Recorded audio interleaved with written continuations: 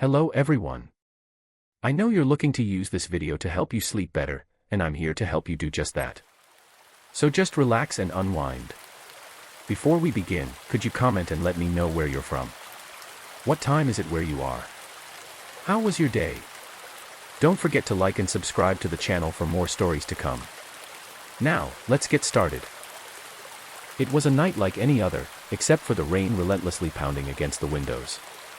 I was working late in my home office, trying to finish a project that was behind schedule. The storm outside was so loud it drowned out all other sounds, making it hard to concentrate. Lightning occasionally illuminated the room before being swallowed by darkness. Around midnight, my phone rang. I glanced at the screen and saw an unfamiliar number. Usually, I wouldn't answer, but I was waiting for a call from a client, so I picked up, and the voice on the other end sounded rough, almost distorted by static. "Jenna," the voice said, "I know what you did." My heart stopped. "Who is this?" I asked, trying to keep my voice steady. There was a pause, then the voice continued, "You don't need to pretend, you know exactly what I'm talking about." A chill ran down my spine. I had no idea who this person was or what they were referring to. "You must have the wrong number," I said. The voice laughed, a harsh and mocking sound. "Don't play games with me. I know about the emails you sent. I know about your secret meetings." I had never sent any emails I shouldn't have, and there were no secret meetings. I felt a rising sense of fear. "Listen, I don't know what you're talking about, I'm hanging up now." Before I could do so, the call ended. I stared at the screen, my hands trembling. I tried to call back, but the number was disconnected. I felt uneasy but tried to brush it off. It could just be a prank, but then the calls kept coming. Each time I answered, the caller would say something nonsensical or repeat vague threats. They knew details about my life, my work, my habits, even the names of a few friends. It was unsettling, to say the least. I tried to trace the calls, but the number always showed as blocked or unavailable. My attempts to block the number were futile, they just kept calling from different numbers. The feeling of being watched grew stronger. After an hour of this, I noticed something strange. Occasionally I saw a dark figure moving past the window when lightning flashed. I tried to dismiss it as the rain's effects or my imagination, but as the night wore on, the fear only intensified. I decided to check outside. I carefully peeked through the curtain, trying not to draw attention. The rain was pouring so heavily that visibility was nearly zero. I saw no one, but the feeling that someone was out there, lurking in the darkness, became almost palpable. I turned back inside, trying to calm myself. I locked all the doors and windows, but the calls kept coming. The caller seemed to be relishing my fear, taunting me with personal details and saying my time was running out. I knew I had to do something. I called the police, but they told me to stay on the line and update them if anything happened. They said they would send someone as soon as they could, but it might take time due to the storm. I felt alone, abandoned, and vulnerable. Suddenly, a loud bang came from the back of the house. I jumped, my heart racing. I grabbed a flashlight and a baseball bat for protection. The lights flickered out, and I knew the storm was causing disruptions. I stepped outside through the back door, shining the flashlight ahead. The rain fell so hard it was difficult to see anything. I carefully opened the door and stepped out, the mud sinking beneath my feet. The backyard was empty, but I noticed a muddy footprint leading from the edge of the yard to the back door. They looked fresh, and the sight sent a chill down my spine. I quickly returned inside, locked the door, and called the police again to report the footprints. They promised someone would be there soon. I sat in the office, waiting, fear making it hard to concentrate. The calls had stopped, but the silence was almost worse. I felt like a sitting duck, waiting for something terrible to happen. After what felt like hours, there was a knock at the door. I hesitated but finally opened it to find two police officers standing there, soaked from the rain. They came in and began to investigate, checking around the area and asking me about the calls and any suspicious activity. As they spoke with me, I felt a bit of relief, but the fear never fully left. They thoroughly checked the area but found no one. They took down details about the calls and the muddy footprints, promising to keep an eye on the situation. After they left, I locked the door and tried to get some sleep. I left a light on and kept my phone close, ready to call for help if needed. The storm continued to rage outside, but eventually exhaustion overcame me, and I fell into a restless sleep. The next morning, the storm had passed, and the sun was out. The police had reported no incidents from the night before. The uneasy feeling of being watched began to fade, but I knew I would be more cautious from now on. The calls finally stopped, and I heard nothing more from the mysterious caller. I got home from work around 7 p.m. that evening. It was raining, and the cold wind blew through my coat, making me even more exhausted. Too tired to cook, I decided to order takeout. There's a small Thai restaurant nearby that I often order from, and their delivery service is usually quick, which gave me some peace of mind. I opened the app and ordered a simple meal of tofu pho and a few fried spring rolls, nothing fancy or complicated. About 30 minutes later, I heard a knock at the door. That's quick, I thought, surprised it came sooner than expected. I got up, went to the door, and peered through the peephole. I saw a man in a baseball cap pulled low over his face. Nothing seemed out of the ordinary, just a regular delivery guy.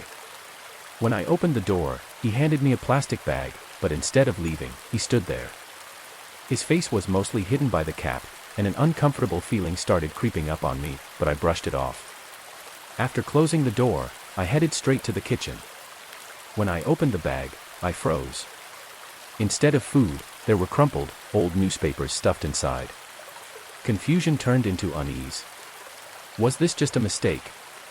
I picked up my phone to call the restaurant, but before I could dial, there was another knock at the door, this time louder, more urgent, like someone in a hurry.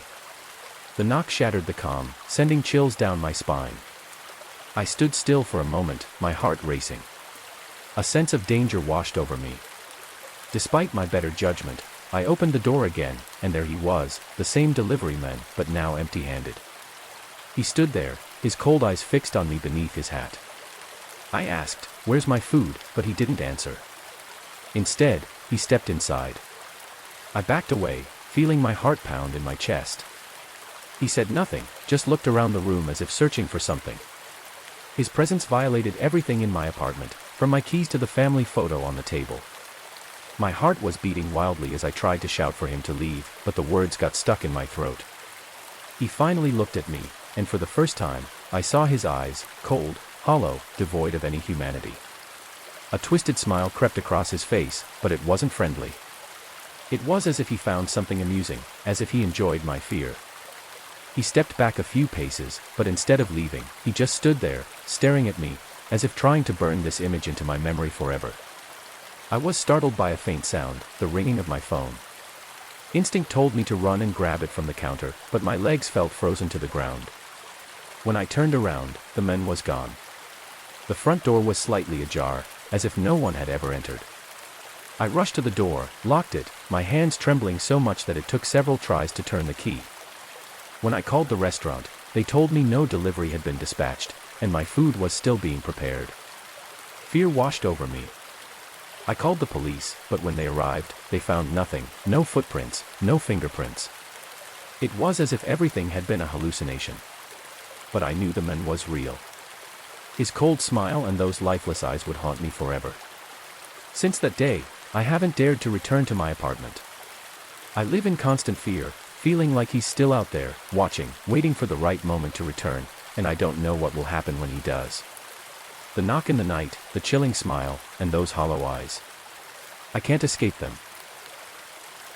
I had settled in to prepare for bed on a late evening, just like any other day in my small apartment in New York. I was tired after a long day at work and wanted to relax.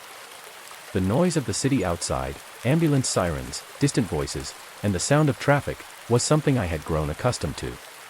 Despite the chaos, it provided a sense of safety, a reminder that I wasn't alone in this vast city. Around 11:30 p.m., my phone rang with an unfamiliar number. I usually don't answer calls from unknown numbers, but this time something compelled me to pick up. On the other end was a man's voice, trembling and gasping. He kept repeating, they're coming, you need to leave now." I was startled, but I still thought it might just be a prank or someone calling the wrong number. I told him he had dialed the wrong person and hung up, trying to return to my routine. About 10 minutes later, the phone rang again, still the same number. I hesitated for a moment but decided to answer. The man's voice on the other end was now more frantic, almost shouting, "Listen to me, they're coming for you. You need to leave right now." I could hear his labored breathing, as if he were running or hiding. At that moment, I started to feel a chill down my spine, but I still tried to convince myself it was just a bizarre joke. I hung up again, but the feeling of unease lingered. I turned on the TV to distract myself, but my gaze kept drifting back to the phone, waiting for another call. And then it rang again. This time, I didn't answer and let it go to voicemail. The call stopped, but just a minute later, I received a notification for a new voicemail. I hesitated for a moment before pressing play. The message was very brief, but his voice was filled with terror. "They've arrived, you don't have much time, they're coming up, hide now." My heart began to race. This was no longer a joke, it felt all too real. I stood up, looking around my apartment. I was alone, but now I felt like I was being watched, threatened. I walked to the front door and checked the lock, then checked again. As I stood there, my phone rang once more, and my stomach dropped. I didn't want to answer, but a part of me felt compelled to do so. Before I could say anything, I heard a noise from the other side. The door creaked, footsteps approached, and then a whisper, "They're almost here." The call abruptly cut off. An indescribable fear urged me to look through the peephole. I leaned in close, trying to steady my breathing. At first, I saw nothing but an empty hallway. But then I heard footsteps, slow and deliberate, gradually getting closer to my door. I stood still, listening as they came nearer, then stopped right in front of my door.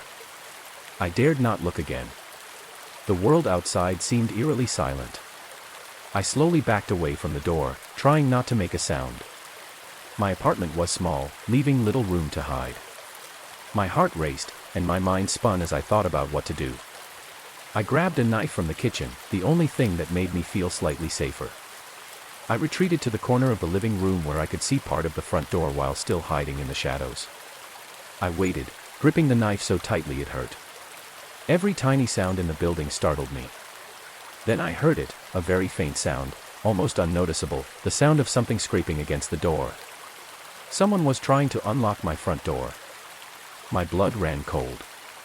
I held my breath, standing still as stone. The scraping stopped, and then the doorknob began to jiggle. I stared at it, my body frozen in terror as I watched the knob slowly turn. Fortunately, the deadbolt was locked, and the door didn't open. However, the intruders outside weren't giving up. I heard them mumbling, but their words were too quiet to make out. My heart raced so loudly I thought they might hear it from outside. My mind raced with questions. Who were they? Why were they after me? Who was the caller, and how did he know? I continued to stand frozen, trying to remain calm. Then the silence was broken by another set of footsteps. There was more than one person outside.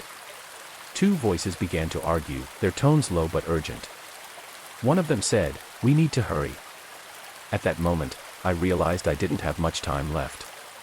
If they got in, I wouldn't stand a chance. My body was tense with sheer fear, but I knew I had to do something quickly. Suddenly, I remembered the emergency exit outside the bedroom window. That was my only chance. I slowly moved, trying not to make a sound as I backed toward the bedroom. The noises from the living room now felt distant, even though they were very close. They tried to open the door again, this time more forcefully, and I heard the door creaking under pressure. I knew I didn't have much time. Once in the bedroom, I went straight to the window. My heart pounded so hard I felt like it might burst.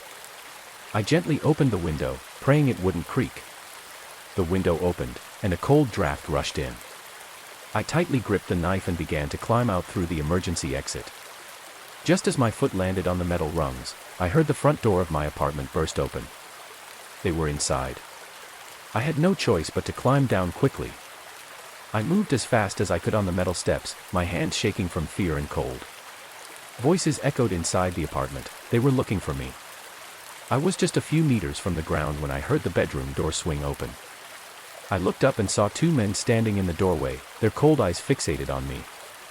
They didn't say anything, they just stared like predators that had spotted their prey. I continued to climb down, my heart pounding in my chest. When my feet hit the ground, I started running, not daring to look back.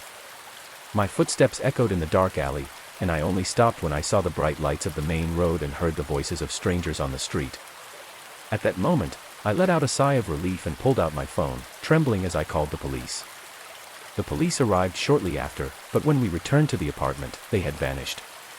My front door was broken, and the apartment was in disarray, but nothing had been taken. The officer said it might have been a burglary, but I knew better. They hadn't come to steal, they had come for me. Someone had warned me, but I would never know who it was or how they knew those intruders would come. Since that night, I could no longer feel safe in my own apartment. I moved away a few months later, but the fear still clung to me, refusing to fade. I would never forget the feeling of standing by the bedroom window and the gaze of those two strangers. They had come for me, and to this day, I still don't know why. After I moved, I thought the fear would gradually diminish. But every time darkness fell, a sense of unease washed over me. Strange dreams plagued me, sometimes filled with footsteps outside my door, other times with whispers on the phone. In my dreams, I always found myself standing before the door of my old apartment, hands trembling, hearing the sound of the door creaking as someone tried to unlock it. And then, when the door swung open, I would see two shadowy figures standing there, staring at me with haunting eyes. Each time I woke up, drenched in cold sweat, but that wasn't the worst part. The worst part was that even when I was awake, I didn't feel at peace. For months after moving into my new apartment, I constantly felt like someone was watching me. When I stepped outside, I would often subconsciously look around, searching for a strange figure in the crowd. Whenever my phone rang, my heart would race, fearing I would hear the trembling voice warning me once more. Every small sound, from the creak of a window to footsteps in the hallway, startled me. I tried to convince myself that it was all over. That those intruders couldn't find me at my new address, that I had escaped that danger. But a part of me couldn't believe it. Sometimes, when I walked into my new apartment after a long day at work, I would feel that strange sensation returning, an inexplicable unease, just like that night when I discovered my favorite mug had been moved. The only difference was that this time, I hadn't noticed anything changed in the apartment, but I always had the feeling that someone had been there before me.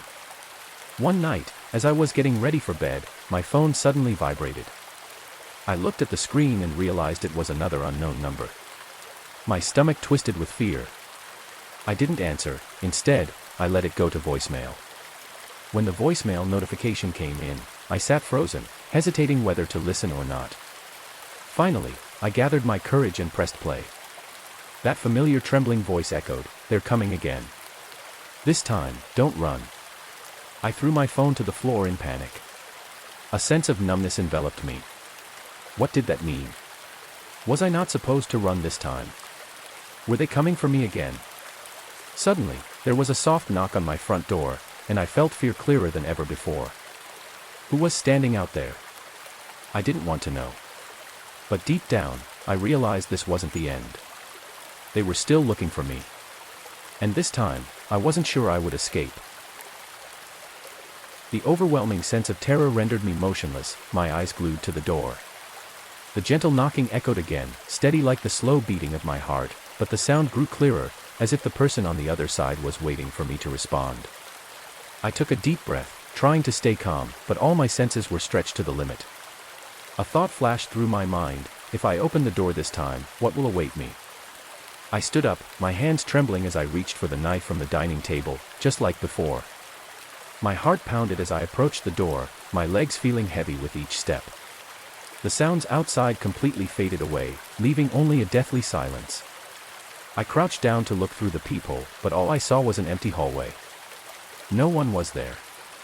I swallowed hard and stepped back, wondering if I was imagining all of this. But something inside me said this wasn't a hallucination. They had come. I turned to lock the door again, but another noise made me stop. A faint sound came from behind me, from inside the apartment. I turned my head, my eyes following the direction of the noise towards the bedroom, where it originated. It was a whisper, like fabric rubbing together or a soft breath in the dark. No way. I had checked all the locks on the doors and windows. How could anyone have gotten in? I must be imagining it. But my feet instinctively led me closer to the bedroom. The door was slightly ajar, and a part of me wanted to run from this place, but curiosity, and the fear of being watched, pushed me forward. Standing before the bedroom door, I held my breath and gently pushed it open. The room was pitch dark, but the light from the hallway was enough for me to realize something was off. The bedroom window was still closed, the curtains were silent. But the air in the room felt heavier. A chill ran down my spine as I realized something, or someone, was present in the darkness. I scanned the room, seeing nothing unusual. But as my gaze swept past the closet, I heard it, a small but distinct sound of something shifting lightly. The whisper I had heard before. I felt a cold shiver down my back, and immediately memories from before flooded back. The sight of opening the closet and seeing a stranger lurking, the one who had lunged at me. My grip tightened on the knife, and my breaths became shorter, more frantic. Had they gotten in? Had they snuck in here while I wasn't paying attention? This time, I didn't wait. I shoved the closet door open. It creaked as it swung wide. But inside, it was empty. I let out a sigh of relief, my heart racing but feeling slightly calmer. I was panicking over nothing.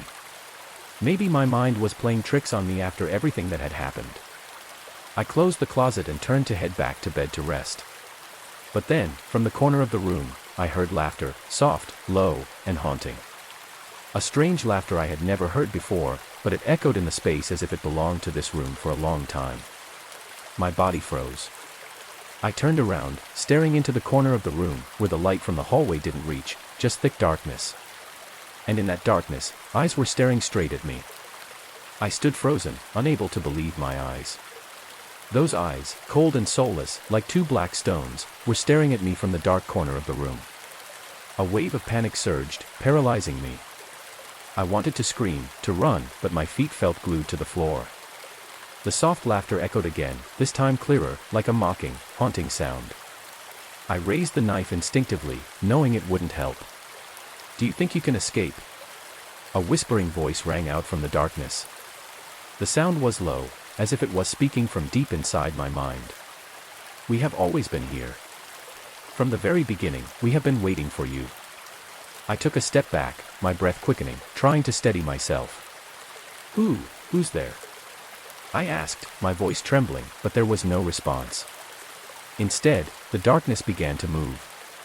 No, not darkness, it was a shadow, a figure gradually stepping out from the corner of the room. It was tall, but its shape was indistinct, as if made from the very night itself. I took a deep breath, trying to regain my composure, but my heart raced as if it could explode. "I don't know who you are, but you can't do anything to me," I shouted, my voice a mix of defiance and fear.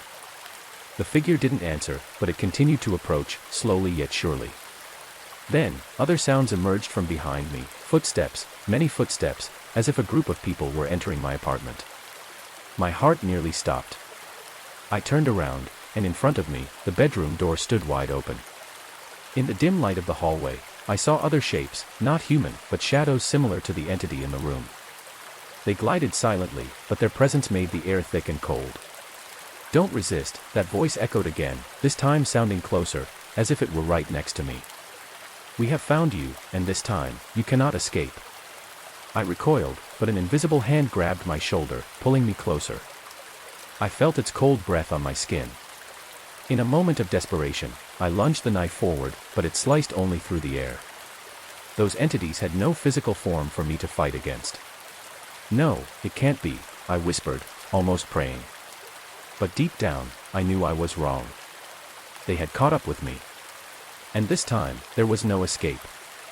The laughter hissed one last time before the darkness completely swallowed me. And then, everything faded into nothingness. Last night was unusual. I was working as a security guard in a large office building downtown. Normally, the place is quite quiet.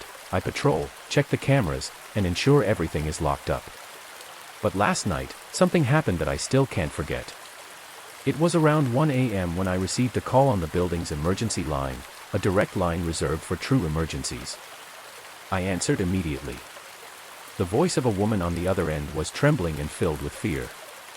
She said she was being held hostage somewhere in the building. I asked her where she was, trying to remain calm. She replied that she didn't know exactly but described a windowless room with a heavy door. Confusion washed over me. I knew this building like the back of my hand and couldn't think of any such room. I told her to stay quiet and that I would find her. I grabbed my flashlight and began checking each floor, starting from the ground up. Each floor was empty, just dark offices and locked doors. I kept my phone close, hoping she would call back with more information. When I reached the top floor, chills ran down my spine. It was supposed to be vacant, no businesses, no offices, just storage. Yet the woman's voice was hauntingly clear and desperate. I checked every storage room, but they were all empty. I returned to the security room to review the cameras, rewinding the footage to look for anything unusual. That's when I spotted something strange on one of the cameras. I saw a shadow moving in the hallway on the top floor. It was quick but undeniably there. My heart raced as I stepped back. I checked the hallway where I saw the shadow, but there was nothing, no sign of anyone. I began to doubt myself, thinking maybe I had imagined it, but then I heard a faint sound, like a door creaking. I followed the sound to a wall at the end of the hallway. It looked like an ordinary wall, but when I pressed against it, it moved, a hidden door. I couldn't believe it. I pushed it open and found a dark staircase leading down. Taking a deep breath, I descended the stairs.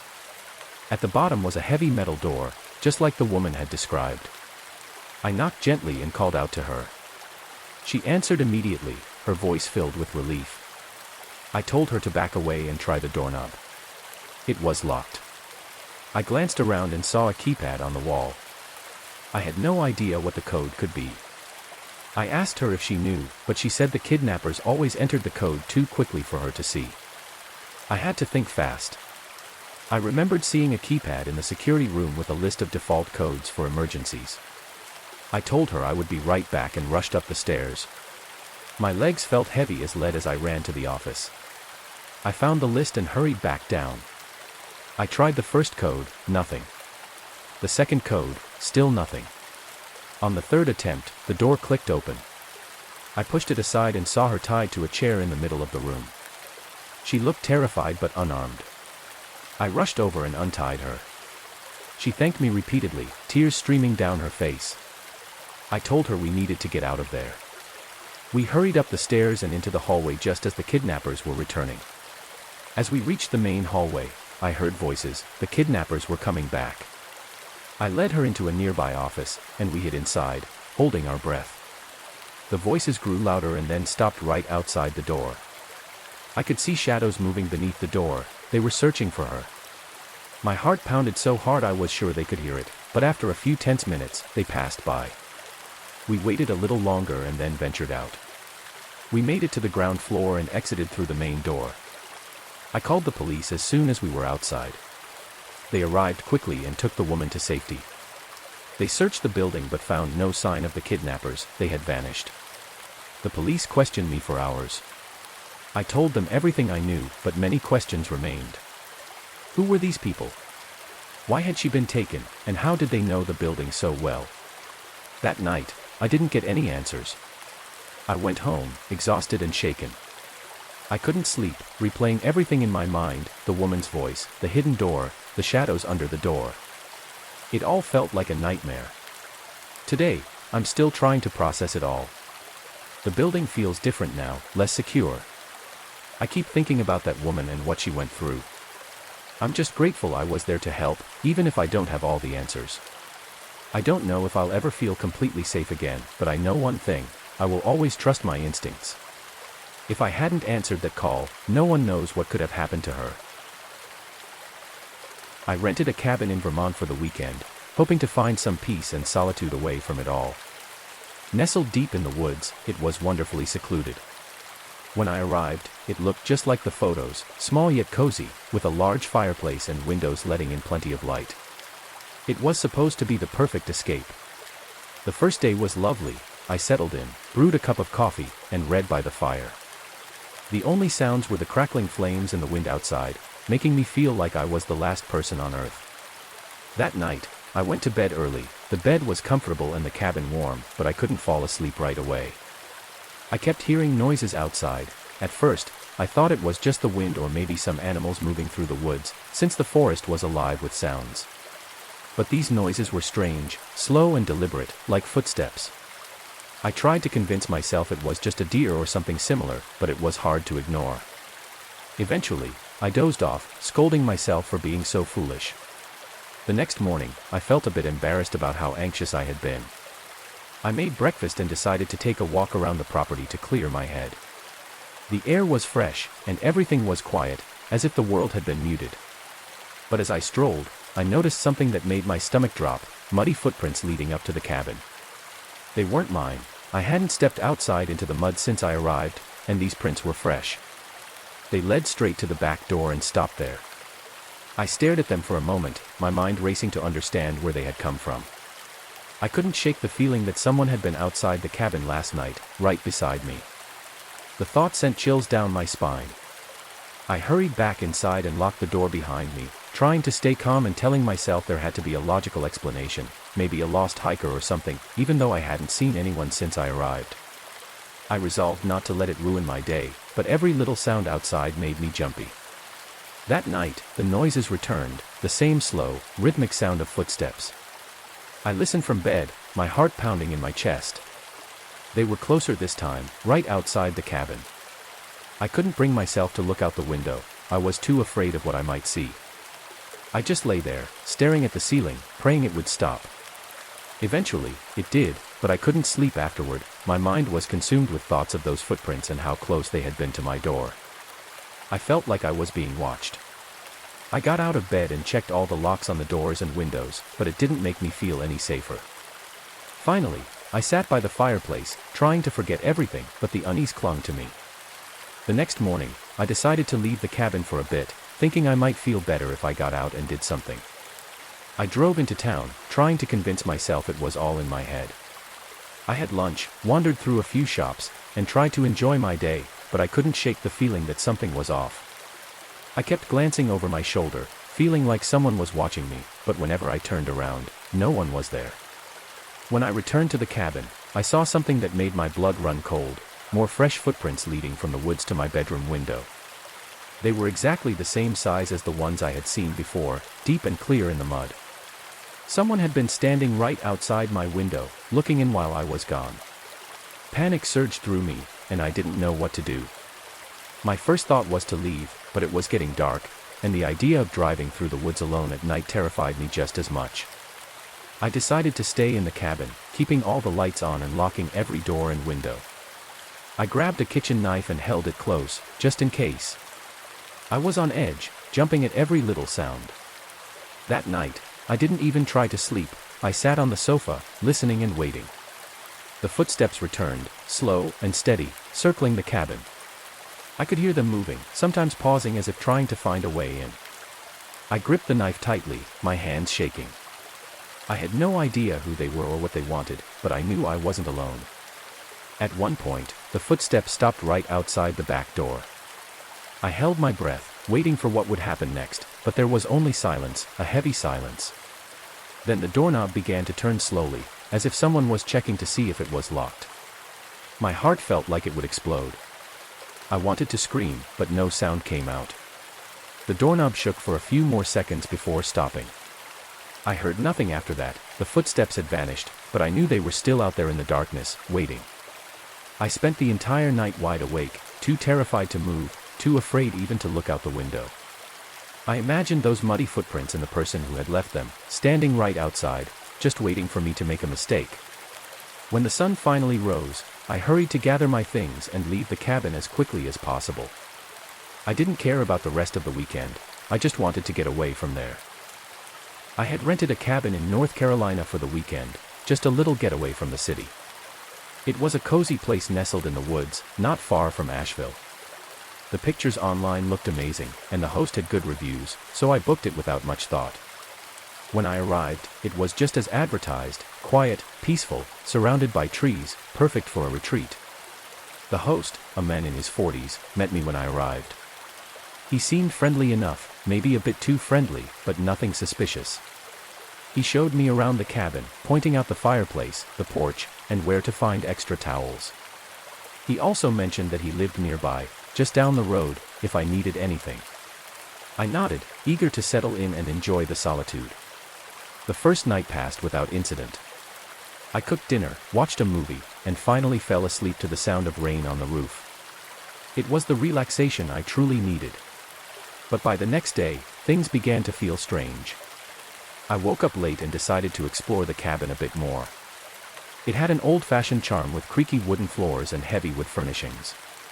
As I wandered around, I noticed a small door near the back of the bedroom. It was low to the ground, almost a crawl space, and painted the same color as the walls. I hadn't noticed it before. Curiosity took hold of me, so I tried the doorknob. It was locked. That struck me as odd. Why would there be a locked door in a rental home? I thought it might just be a storage area, but it kept haunting me throughout the day. That evening, as the rain began to fall harder, I couldn't shake the feeling that something was off. The cabin suddenly felt different, less welcoming. I kept glancing at that hidden door, imagining what could be behind it. Eventually, I couldn't stand it any longer. I had to see what was inside.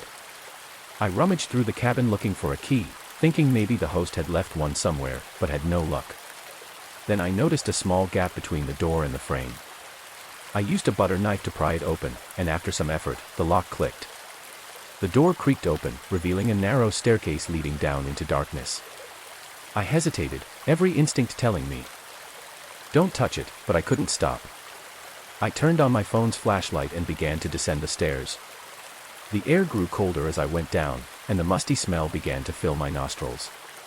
When I reached the bottom of the stairs, I found myself in a small, dimly lit room. The walls were lined with shelves, and on those shelves were dozens of old photo albums. My heart raced as I pulled one down and opened it. The first pages were filled with pictures of various people, couples, families, all smiling in different rooms of the cabin. At first, they looked like normal vacation photos, but then I noticed something strange. The angles were skewed, as if they were taken through a crack in the wall or a hole in the ceiling. None of the people in the photos seemed to know they were being watched. I flipped through a few more pages, and the photos became even more unsettling. People were sleeping, changing clothes, completely unaware they were being photographed. My hands began to shake. I recognized some of the rooms in the cabin, the bedroom, the bathroom. My stomach churned as I realized I might have been photographed too. I wanted to leave right then, but I couldn't pull myself away. I opened another album, and it was even scarier. The people in these photos looked terrified, as if they knew they were being watched but couldn't figure out the source. Their eyes were wide, scanning the room, searching for something that made them uneasy. Some photos showed them trying to cover windows or block doors, and then, toward the end of the album, there were pictures of them leaving the cabin in a hurry, faces pale with fear. I slammed the album shut, my mind spinning. I had to get out of there. I stumbled back up the stairs, breathless, and when I reached the bedroom, I noticed something that froze my blood. The door was closed. I was sure I had left it open. I rushed to the front door, desperate to leave, but when I yanked it open, the host was standing there. His face wore a calm, almost serene expression, as if he knew exactly what I had found. "Where are you going?" he asked, his voice smooth, too smooth. I stammered something about needing to leave, but he didn't move, just stood there blocking the exit with an intense gaze fixed on me. I could feel the pressure from his stare, the suffocating weight of the situation tightening around me. "I noticed that door was open," he said, his tone gentle as if we were discussing the weather. "That door was supposed to always be locked, you know." My heart raced so fast I thought it might explode. I tried to stay calm, to think of a way out, but he wasn't giving me much time. He stepped inside and closed the door behind him. "You shouldn't go down there," he said softly. "It's private." I stepped back, my mind racing to find an escape.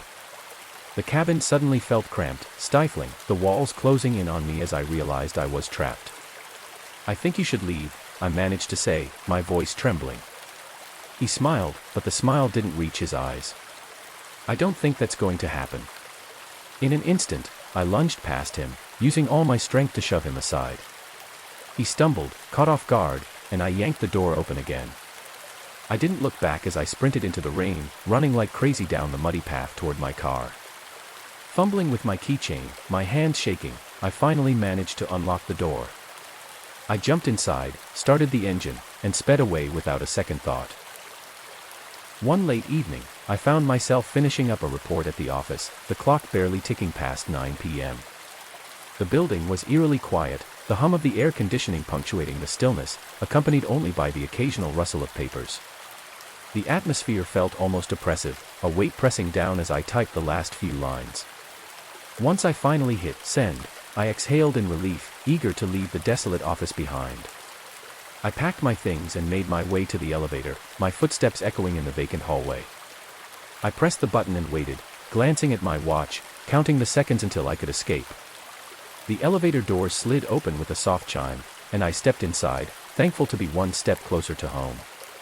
As the doors began to close, a man suddenly rushed in. At first glance, he appeared disheveled, his clothes were wrinkled, stained, and slightly disheveled as if he had just run a long distance.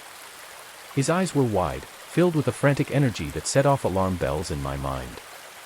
I turned my gaze to the illuminated floor numbers, trying to ignore the strange sense of unease creeping over me. Then, the elevator jolted violently, and the lights flickered out. Panic gripped me as darkness enveloped us for a heartbeat. My breath quickened, and a cold sweat formed on my brow. When the lights returned, I froze at the sight before me. The man's hands were smeared with dark, crimson stains. Not just a trace, there was an alarming amount of it. My heart raced as I struggled to find words. I wanted to ask if he was all right, but my voice felt trapped in my throat. The man seemed to sense my distress, his eyes locked onto mine, wide and unblinking, the fear in his gaze mirroring my own. It was as if he was lost in his own world, completely unmoored. The elevator shuddered again and stopped, the emergency lights buzzing overhead. He took a deep breath, and I noticed his hands trembling. He glanced around the small space, then back at me, as if searching for something. "Is everything okay?" I managed to ask, my voice barely above a whisper, my throat dry and constricted. He stared at me, his eyes darting as if he was grappling with a haunting memory. The silence in the elevator felt unbearable, thick like fog. I fought the urge to press the emergency button, my fingers felt heavy, paralyzed by fear. After what felt like an eternity, he finally spoke, his voice trembling. "They're coming. They'll find me." My pulse quickened. "Who's coming?" I whispered, a knot forming in my stomach. The dread in his expression deepened, and he didn't respond. Instead, he began to pace in the confined space, his bloodied hands flailing as he moved. I pressed myself against the wall, trying to put as much distance between us as possible, my mind racing to concoct a plan. What had he done? Who was chasing him? The questions tormented me, and I felt the walls closing in. The elevator lurched again, and the lights flickered more violently this time. A faint noise echoed above us, a whisper of voices. My heart sank further.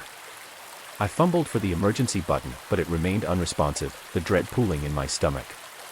The man's breathing became ragged and erratic. He seemed to spiral into a panic, muttering to himself in a desperate, frantic tone. I couldn't catch the words, but the tone was unmistakably alarmed. My instincts screamed at me to escape, but the elevator was stuck, the door a solid barrier between us and the outside world. Suddenly, the man stopped and turned to me, eyes wide as if he was about to reveal something critical. But instead, he collapsed against the wall, sliding down until he sat on the floor, breathing heavily as if he had run a marathon. I took a deep breath, trying to quell my rising fear. Time felt suspended, and I waited in tense silence, hoping to hear more from outside the elevator.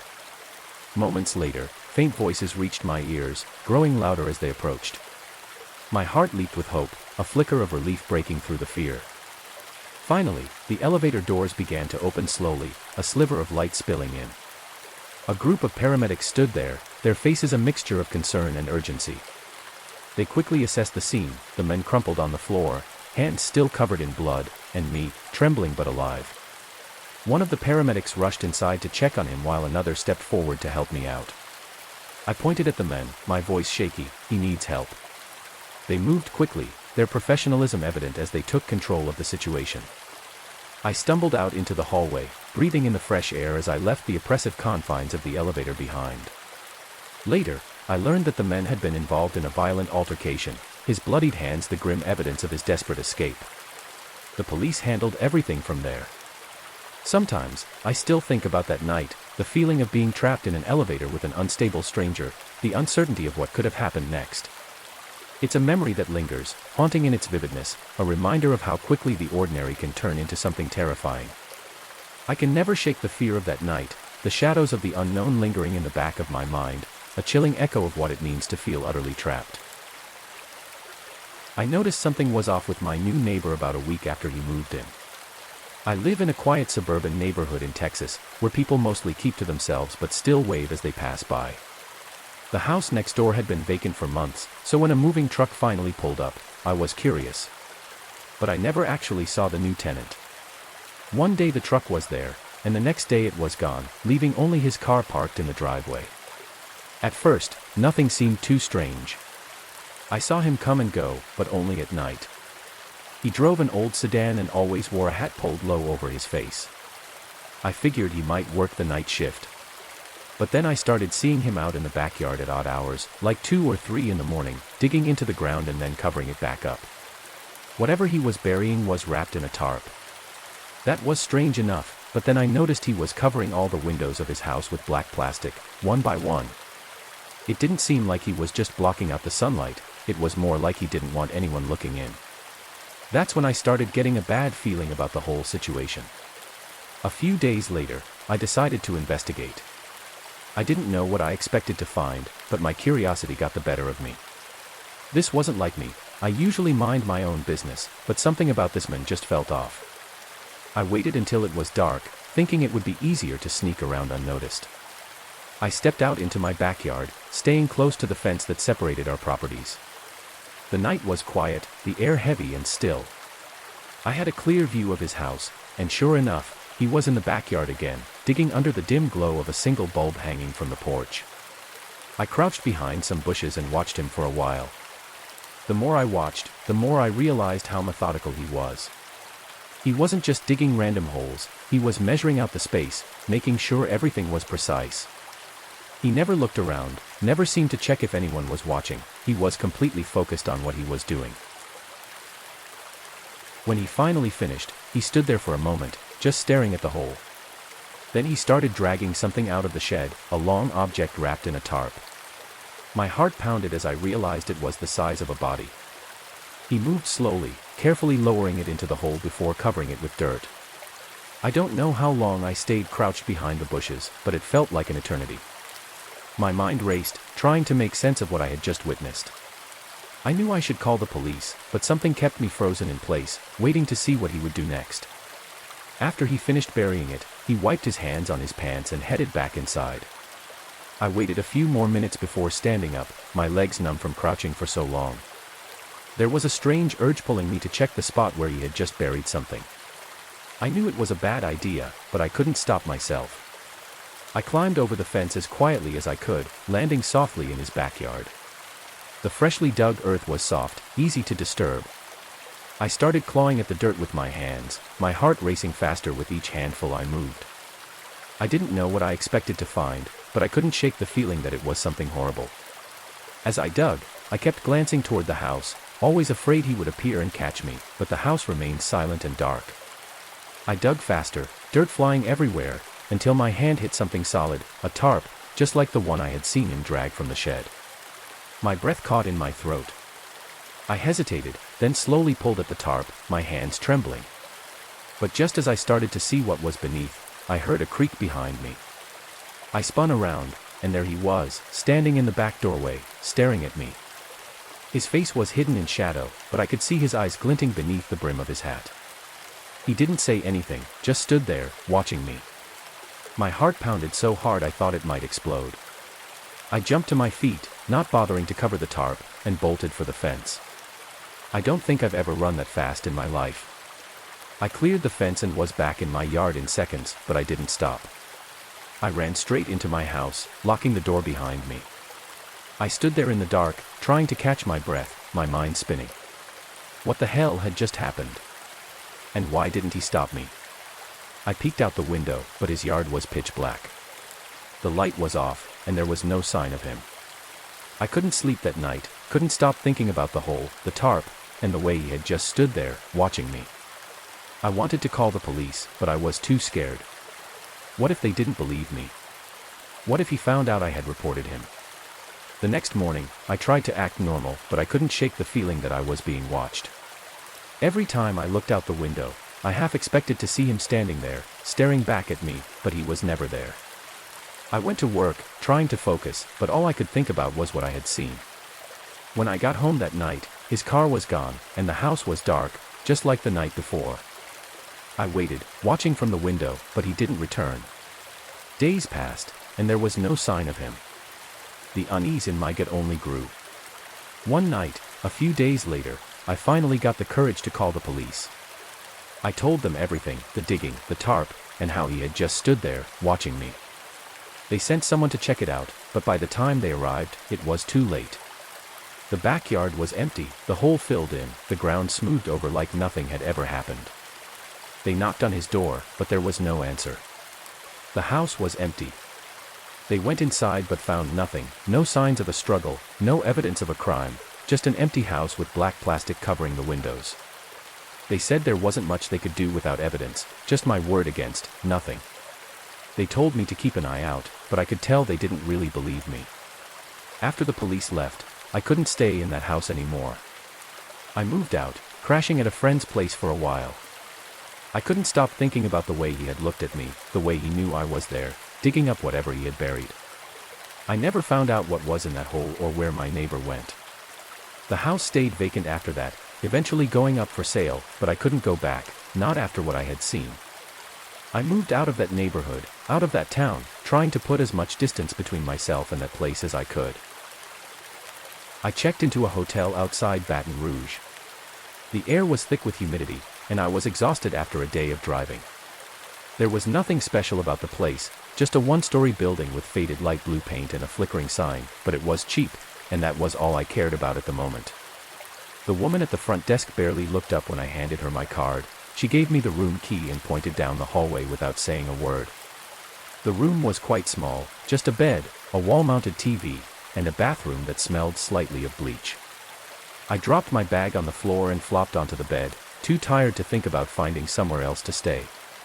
After a quick shower, I climbed into bed, mindlessly scrolling through my phone. The room was quiet except for the distant noise of traffic on the highway. I felt uneasy but told myself it was just the unfamiliar environment. I had been driving for hours, and my mind was playing tricks on me. Around midnight, I heard the first knock. It wasn't loud, just a gentle tapping like someone lightly rapping their fingers against wood. I froze, my heart pounding in my chest. I wasn't expecting anyone, and the hotel had been nearly empty when I checked in. I waited, hoping it was just a mistake, but the knocking continued, this time more insistently. I got out of bed, my feet sinking into the thin carpet, and slowly walked to the door.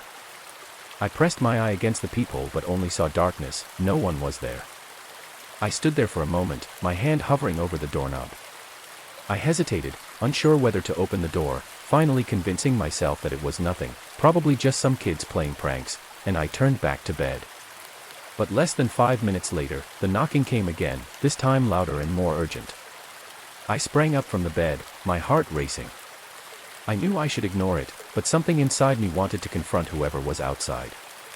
I threw the blanket off and stepped toward the door, this time flinging it open without looking through the peephole. The hallway was empty, no one in sight, the only sound the faint buzzing of the overhead light flickering as if it might go out at any moment. I stepped into the hallway, glancing left and right but seeing nothing. The other doors were tightly shut, and the place was eerily quiet. I closed the door and locked it tightly, checking the safety chain again. I tried to go back to bed to sleep but couldn't shake the feeling that something was off. My nerves were on edge, and every small sound made me jump. I lay there in the dark, staring at the ceiling, listening for any sign of movement. Just as I was starting to drift off, the knocking came again, this time different, slow, deliberate, as if someone was intentionally provoking me. I gritted my teeth, trying to force myself to lie still in bed, but the sound kept repeating, persistent and infuriating. Finally, I couldn't take it anymore. I jumped out of bed, grabbed my phone, and rushed to the door, but before I could open it, I noticed something. A small piece of paper had been slipped under the door, barely visible in the dim light. I picked it up, my hands shaking. The paper was old, the edges yellowed as if it had been crumpled and flattened out again. There were words scrawled on it, messy and hurried, as if the writer was in a rush. It was just my name, nothing else, no message, no explanation, just my name. A chill ran down my spine.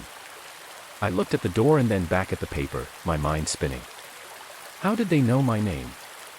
I hadn't talked to anyone other than the woman at the front desk, and she didn't seem like the type to pull pranks. I peered through the peephole again, but the hallway was still empty. I stood there for a long time, feeling like forever, trying to figure out what to do. Every instinct told me to leave, but my feet wouldn't move. I was paralyzed by fear, my mind racing with possibilities. Was someone watching me? Had they followed me since I checked in? The thought made me shudder. Finally, I forced myself to act.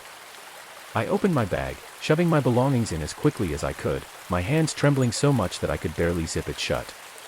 I knew I had to get out of there, but the thought of opening the door again sent shivers down my spine. I reached for the doorknob when the knocking started again, this time louder, almost frenzied, as if they were trying to break down the door. I stumbled back, dropping my bag and running into the bathroom.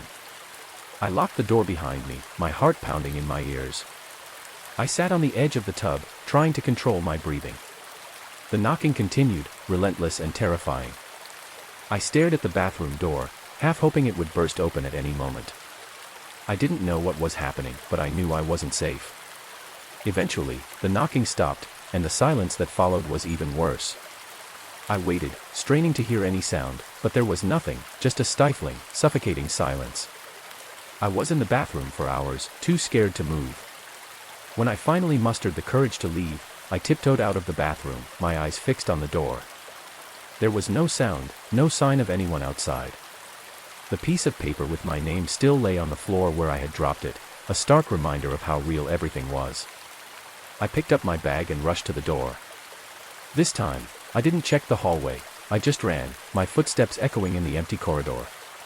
I didn't stop until I was in my car, the engine roaring as I drove out of the parking lot. I didn't look back, not wanting to know if anyone was watching me leave.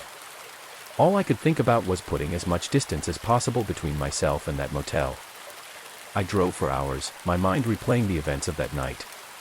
I got off the bus, thinking it was the right stop. Dusk had fallen, and the light was fading quickly, only to realize I had made a mistake. The bus rolled away, kicking up dust, leaving me stranded in the middle of nowhere. There was nothing around, just the empty road stretching out in both directions, no buildings, no streetlights, nothing.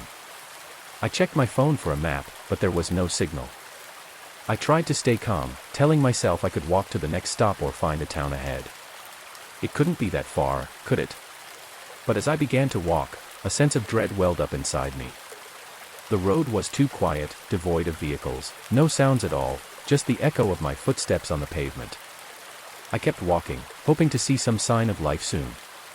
After a while, I heard a vehicle approaching from behind.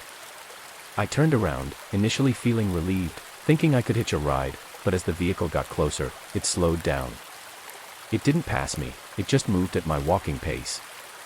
I couldn't see who was driving, the headlights too bright, blinding me. I tried to ignore it, thinking they might just be cautious, but that feeling was wrong. My instincts screamed.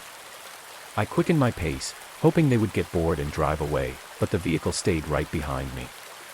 That was when the real fear began. I glanced over my shoulder again, and the vehicle was still there, following me like a shadow.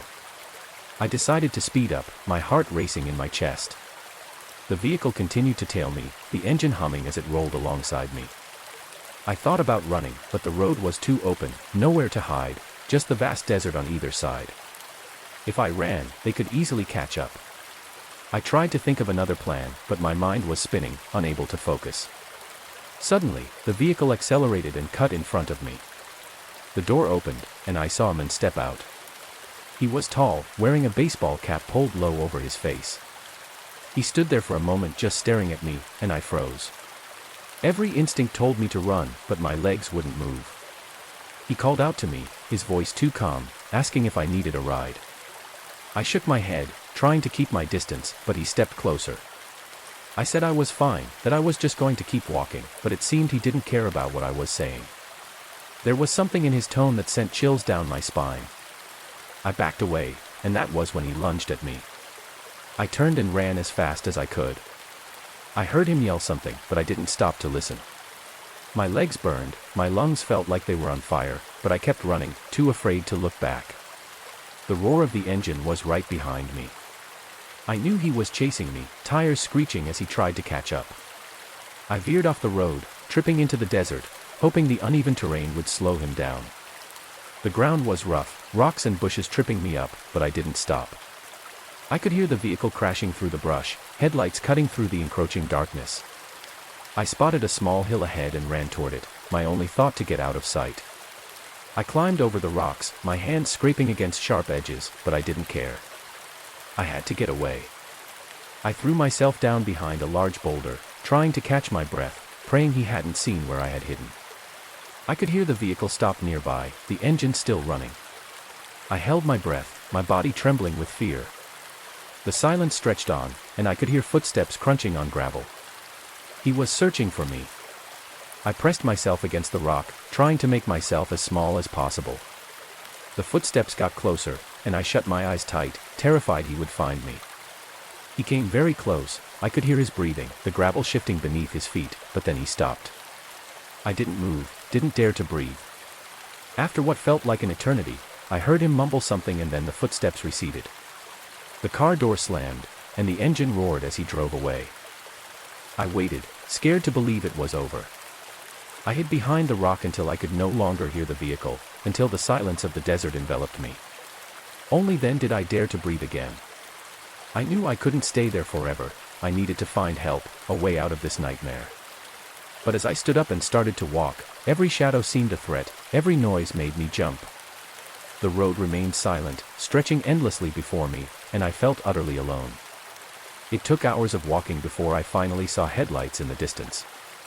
This time, it wasn't an old vehicle. A pickup truck slowed down as it approached, and I waved, desperately needing help. The driver rolled down the window, an older man with kind eyes asking if I needed a ride. I hesitated for a moment before climbing into the truck. As we drove away, I kept looking back over my shoulder, half expecting to see that vehicle chasing me again, but it never appeared. That morning started like any other. I ventured out early, seeking a few peaceful hours by the lake. Fishing alone was my escape, especially after a stressful week. The weather was perfect, a light mist hung over the water, and the chill was just right. I set up my gear and cast my line, savoring the tranquility around me. After a while, I noticed another fisherman not far away. He waved and smiled. I returned the gesture politely. He walked closer, fishing rod slung over his shoulder, cheerfully calling, "Good morning." I responded, trying to focus on my line. "You've got a nice spot there," he said, settling down nearby. "Mind if I join you?" "Not at all," I replied, though I secretly wished to be alone. He introduced himself as Mark and started chatting about fishing, the weather, and various small talk. I answered politely but kept my replies short. He seemed friendly enough, but I craved solitude. As time passed, Mark's friendliness began to feel intrusive. He kept asking personal questions about my life, where I lived, and what I did for a living. I gave vague responses, hoping he would take the hint. "Look over there," he suggested, pointing to a quieter area of the lake. "No, this spot is fine," I insisted, not wanting to move. "Come on, I've heard that place is fantastic," he pressed. "Thanks, but I think I'll stay here," I replied firmly. His demeanor shifted slightly. "Suit yourself," he mumbled, inching closer to me. Unease crept in, something about him felt off. His questions grew more personal and invasive. "Do you always come out here alone?" he asked, curiosity dripping from his tone. "Usually," I said, striving to maintain my composure. He stared at me for a moment, then smiled again, but this time his smile didn't reach his eyes. "It's beautiful, isn't it? Just us and nature." "Yeah," I replied, glancing at my phone. It was time to leave. "I think I'll head out," I said, starting to pack my gear. "Isn't it a bit early to leave?" he asked, standing up. "I have things to do," I replied, trying to sound casual. He stepped closer, blocking my path.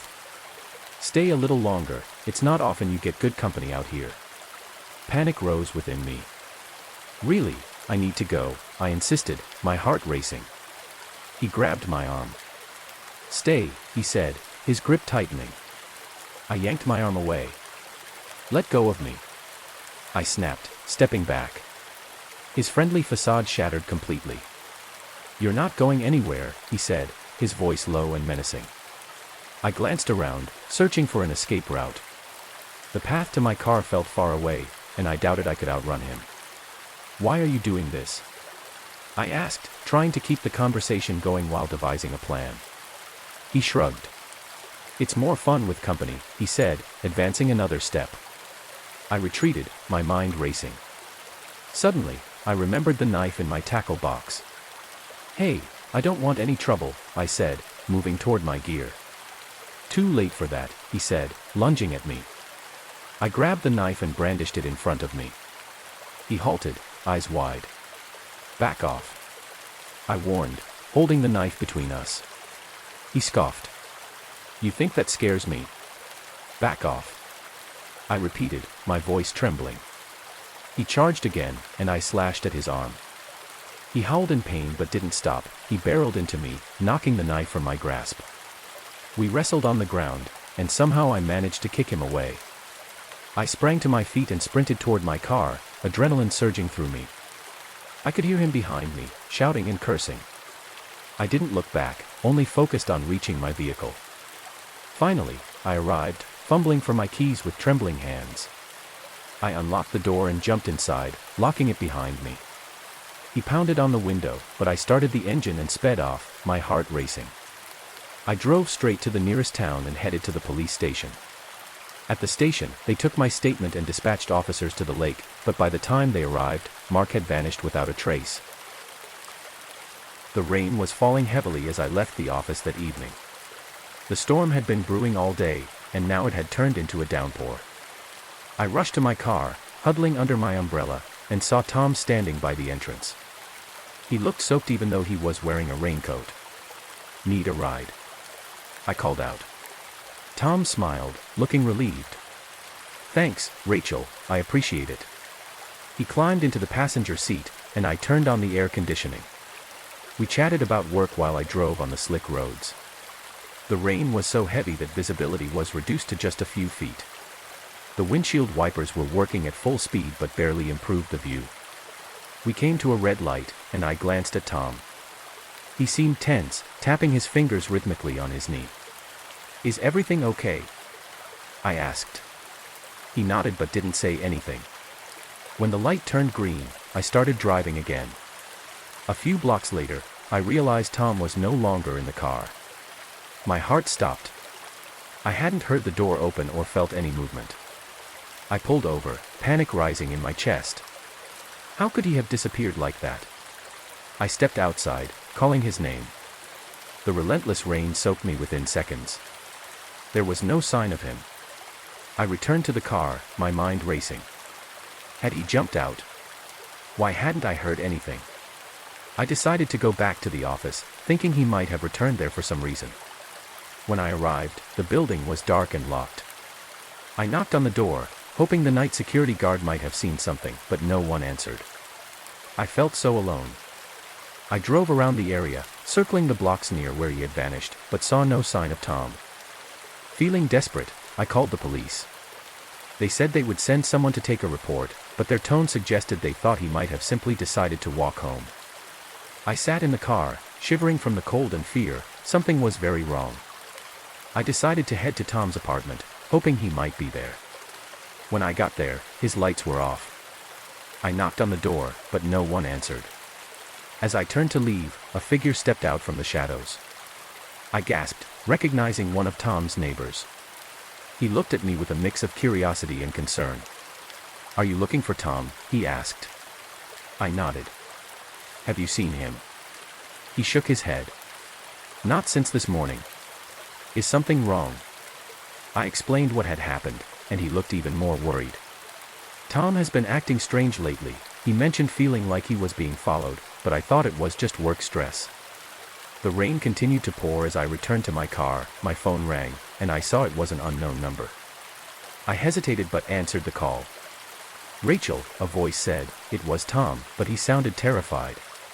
"Tom, where are you?" I was running out of time. "Don't trust them," he whispered. The line went dead. My hands trembled as I tried to call back, but it only went to voicemail. I didn't know what was happening, but I knew I couldn't go to the police. They wouldn't believe me. I drove around, trying to piece together what little I knew. My thoughts were interrupted by the sight of a black car that seemed to be following me. Every time I turned, it was right behind me. Panic surged. I sharply turned down a narrow street and accelerated, hoping to lose it. My heart raced as I navigated the slippery roads. I glanced in the rearview mirror and saw the car still tailing me.